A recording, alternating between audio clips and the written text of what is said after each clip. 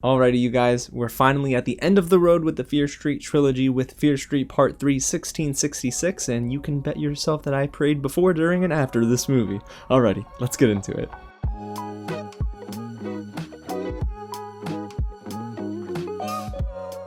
What's going on, you guys? James here with another real review, and yes, we're getting into my spoiler-free review of Fear Street Part 3, 1666, the final chapter of the Fear Street trilogy. If you missed my reviews for parts 1 and 2, they're going to be floating around at the top of the screen, guys, and I do recommend that you watch those two films before you watch this review, because we will touch on some story details, especially for part 2. But guys, before we get into what works and what really doesn't work with this movie, if it is your first time here at the channel, welcome to Real James, where I talk about movies that are lit like this all the time, so you're not going to want to miss out. Go ahead and hit the big red button below, subscribe to the channel, and tap on that bell, y'all, and get loud in the comments and let me know what's your ranking looking like, which Fear Street movie is your favorite, and smash that thumbs up button if you've been a big fan of this summer horror trilogy.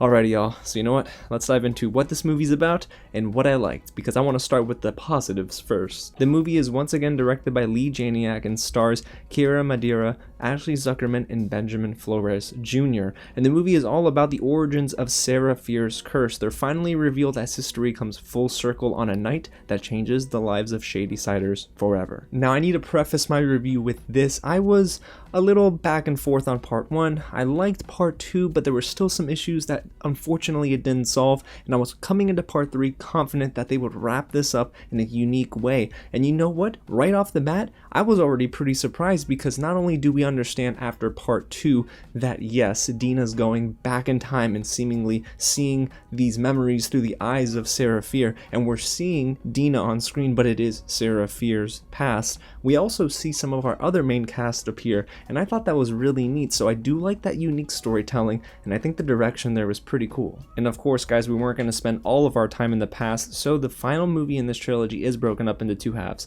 the year 1666 and 1994. Part 2. That title card there was awesome, and for the most part, what I will say is that first half worked for me. And honestly, that first half really allowed this to be the most compelling of the three films for me.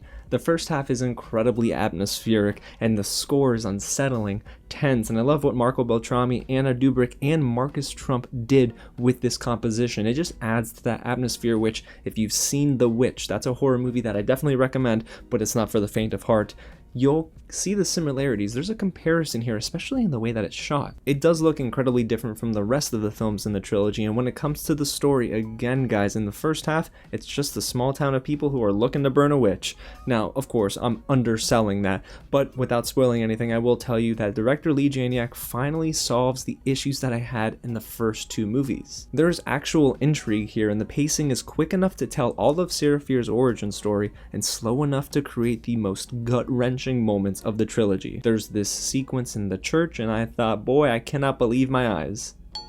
Now, that's not all to say there's nothing redeeming about the second half with 1994 Part 2. If you were a fan of Parts 1 and 2, guys, I think you'll come to love this second half. Now, I liked it, and there was still a lot of cheesy dialogue and slasher tropes on display, but what made this work for me more than the first two films is that you had all of that, plus a unique story. When the origin of Sarah Fier is established, Deena and Josh's story finally has an identity, and it isn't just paying homage to previous classics. And then the movie finally brings in a character I was hoping they would incorporate sooner than later, and yeah, of course, it's in the third film, but Martin, played by Daryl Britt Gibson, is so funny, guys. And not only that, I think he adds a different layer to this film. There's comic relief, yes, but he is probably the audience in this movie. Like, I'm seeing the film through his eyes in a way where I'm questioning everything, and hey, sometimes you just have to go and step out of your comfort zone to literally save the town that you live in. So not only do we get a better story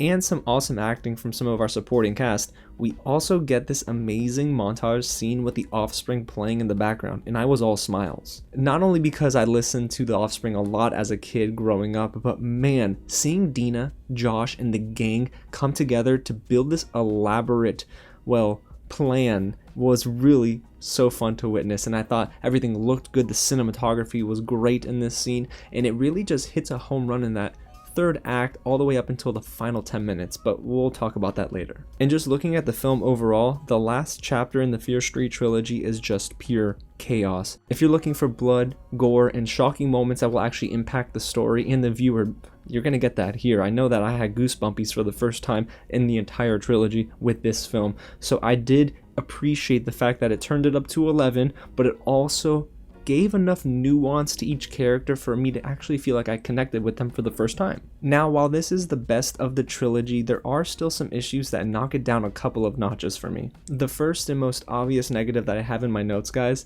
is that these Irish accents that our main cast try to use during the flashback scene in the first half of the movie, they do not work at all. I get that it might be easier to make some accents sound natural compared to others, but boy, this was rough. It broke a lot of the immersion for me and took too long for me to shake off the fact that most dialogues sounded like the actors' actual voices. And that's the issue for me. I can tell that Ashely Zuckerman and Kiana Madeira are doing a good job in this movie, and I know that they're putting on some great performances, but it's when they try to use the Irish accents where every sentence ends and it sounds a little Irish, but at the beginning of sentences it just sounds like their actual voices. So I didn't necessarily agree with that decision. They could have just scratched the Irish accents, because again, it would have worked, seeing as this is a flashback with our main cast, so we understand that these characters are not actually who they are, but it's just them portraying that moment of time. And I don't want you guys to get it too twisted. Ashely Zuckerman does give his strongest performance of the trilogy,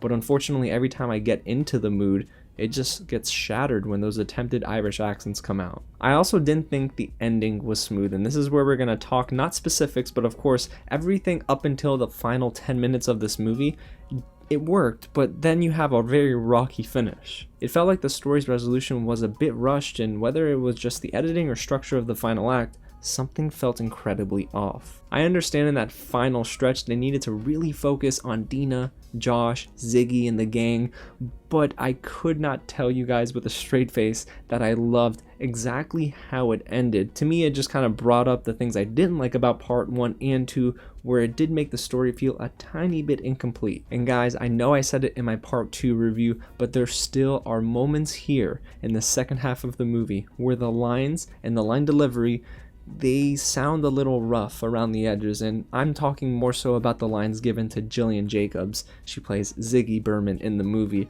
I love Jillian Jacobs. I think she's a talented actress, but in this movie, everything did not feel natural. And then they did my boy Benjamin Flores Jr. wrong here. Yes, he gives a good performance in the trilogy whenever he's present, but in this final stretch towards the end of the film, every line that he's given is literally just to advance the plot forward, so he's telegraphing what our characters should do and will do next. I think it's a disservice to him as an actor because he's clearly capable after his amazing performance in part 1, but at least the movie does give him some time to shine here during the action. I just wish they would have stayed away from the overly cliche lines that they were giving the actors in that second half. I think it would have made for a very creepy ending, kind of like what we got in the first half.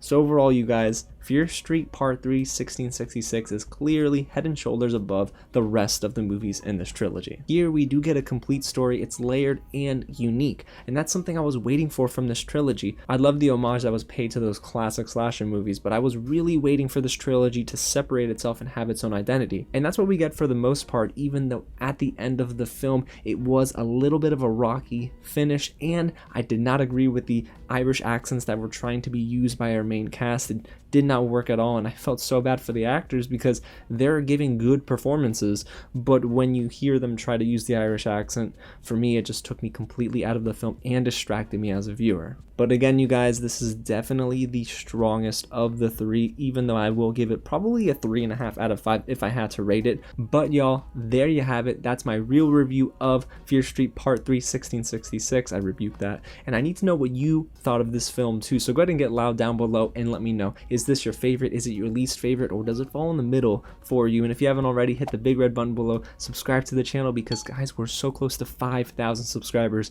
and it's all because of you. And hey, if you haven't already, hit the thumbs up button if you want to see me review more horror movies. Actually, don't do that. I get way too terrified. I had all the lights on in my room and then I thought, oh, I'm still getting scared. I'm a chicken. Alrighty, y'all. Again, thanks so much for watching and I'll catch you at the next screening.